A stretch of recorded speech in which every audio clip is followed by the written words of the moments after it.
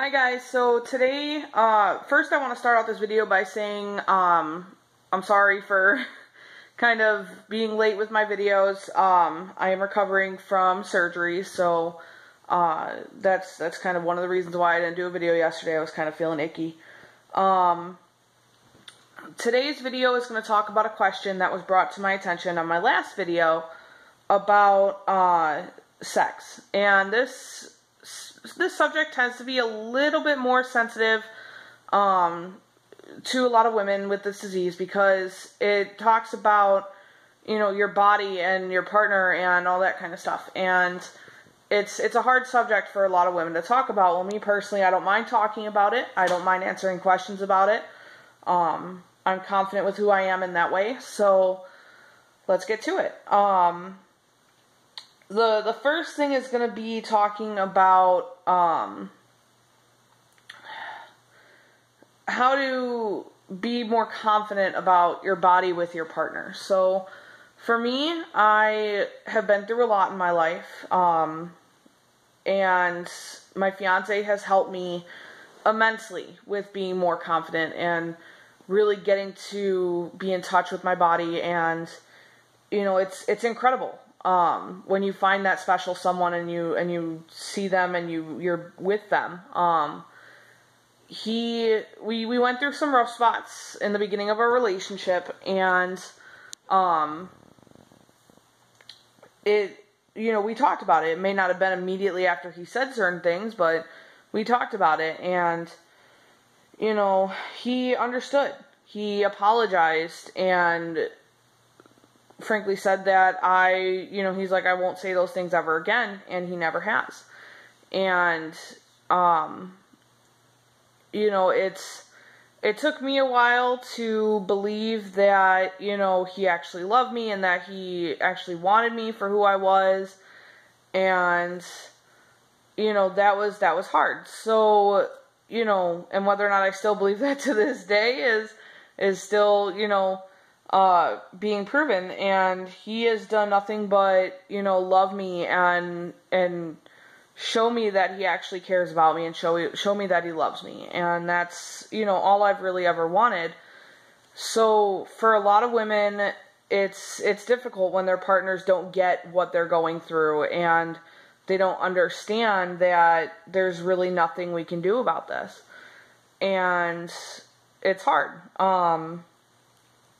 You know, the facial hair, the body hair, the weight, all these things play a factor in, you know, how you feel about yourself and how you view yourself and you know, how you think your partner views you. You know, there are days that I know I look like crap and I know my hair's a mess and I'm unshaven and everything like that.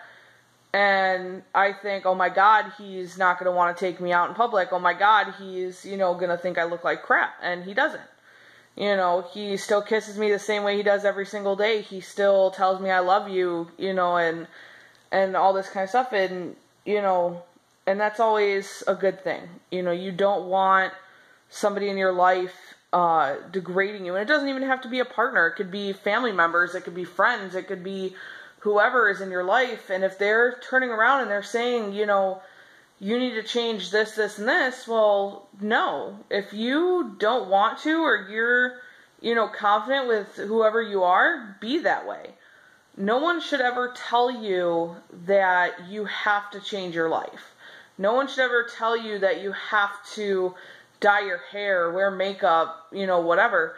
For me, my eyebrows look like crap. I haven't shaved in a day. My hair looks like crap. You know, I'm in crappy clothes. Do I care? No. Am I going out in public anywhere right now? No. So, you know, and even if I did, I've been out in public in my frickin' pajamas and, you know, hair in a bun and all that kind of crap, not shaved, and that's, you know, how I am. And this channel has actually helped me a lot with being more confident. You know, before if I didn't shave, I was constantly, you know, I could feel it. Like I was constantly taking my shirt and kind of pulling it up and, you know, trying to hide the fact that I had facial hair. Now, I don't care. Ever since I've been, you know, at work or out in public with full facial hair, I don't care. Do I still shave? Yes. But, you know, it's not something I think about, you know, on a daily basis, or, you know, it's constantly on my mind if I don't. It's not something that bothers me anymore.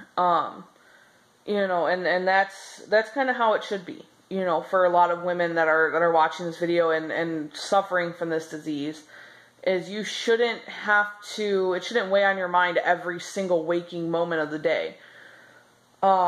You should be able to step out of the house no matter what you look like, or, you know, whatever, and feel confident, you know, and that's how it should be. I know a lot of women, they wear makeup. I don't. I have freckles, I have pimples, I have scars. I don't wear makeup. I could care less, personally. The only time I've ever worn makeup is on special occasions. And that's pretty much it, you know. Do I like how I look in makeup? Yeah. Do I like how I look without it? Yeah. I don't care. And the people that love me don't care. You know, that's kind of why I've never worn makeup, is I don't want to be that person where, oh my God, someone sees me without makeup and they're like, holy crap, you look like shit. No. Okay. That's not how it should be. I've known people like that, and I've tried to explain it to them, but they got to change on their own. And the most you can do is suggest something to someone, and if they take your advice, fine. If not, okay, whatever. And that's kind of the gist of it. You know, for the women that are concerned about their partners, talk to your partners. Don't be afraid to say something. If they say something wrong, tell them. You know, or if you're concerned about the way they think about how you look, tell them. You know, don't hide it. Don't sit there and pretend like everything's okay when it's not. That's not what you want to do. So talk to them. Tell them how you're feeling. Tell them, you know, I feel like crap today. You know, I really need you here, whatever. And if they love you, they're going to be there for you, no matter what.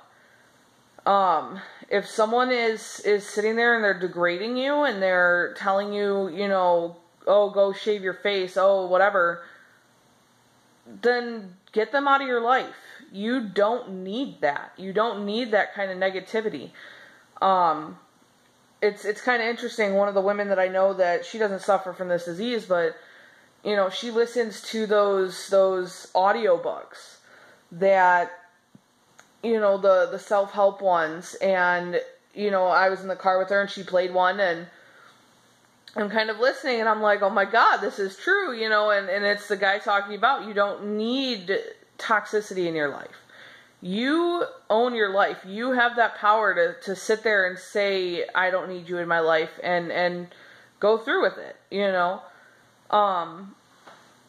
Even if it's family. You know, I've known a lot of people, their family have been toxic, and their family have sat there and said things and done things, and that's not okay. You know, you run your life. You have that power. And that's how it should be, no matter what.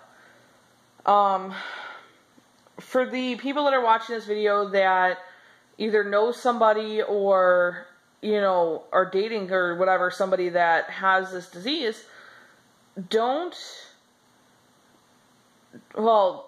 to be open-minded. Try to understand what, you know, is going on in that person's mind, and what they want in life, and what you need to do to help them.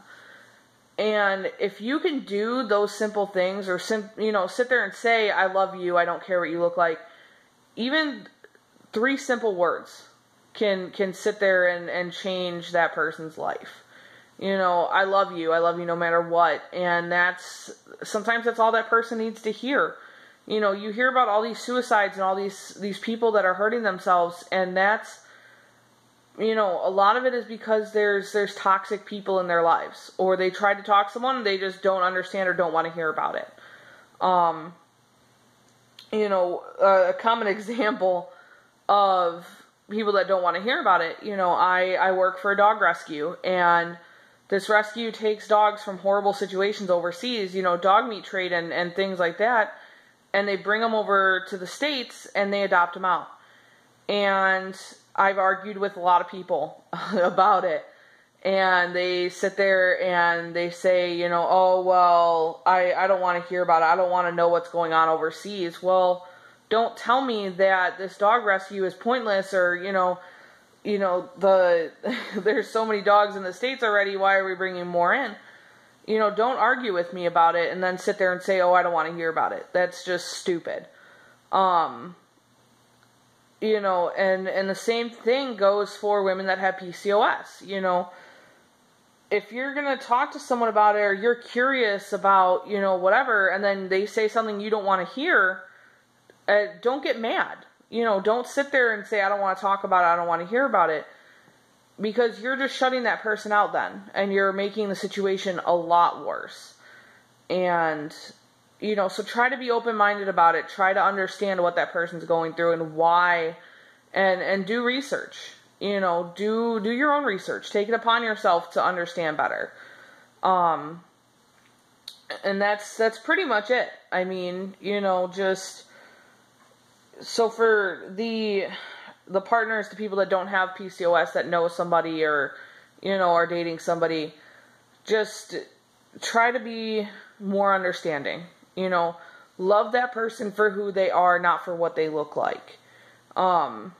It's true when they sit there and say it doesn't matter what's on the inside, you know, or it doesn't matter what's on the outside, it only matters what's on the inside. It's true. You know, and it's taken me a long, long time to understand and to realize what that actually means. So, you know, just to recap, for the women that have PCOS that, you know, aren't confident about their sex life or anything like that, you know, talk to your partners. Don't be afraid. You know, if you're dating somebody new, tell them you have this, and this is why you have certain symptoms, and there's nothing you can do about it, you know, and hope for the best. If they sit there and say, well, then I don't want to date you, okay, bye. That's, you know, it sucks, but sometimes that's what needs to be done. And hopefully that, you know, I hope and pray that that person is going to understand and be loving and supportive of you. You know, so, and then for the people that don't have PCOS, that are kind of outside looking in, just be more open-minded, be confident, you know, talk to your people, talk to, you know, support groups or anything like that, like we have here. So that's kind of it for this week's video. Again, I apologize for being so late with my videos. It's been kind of hectic. I will see you guys next week, hopefully feeling a little bit better. And I love you all. Bye, guys.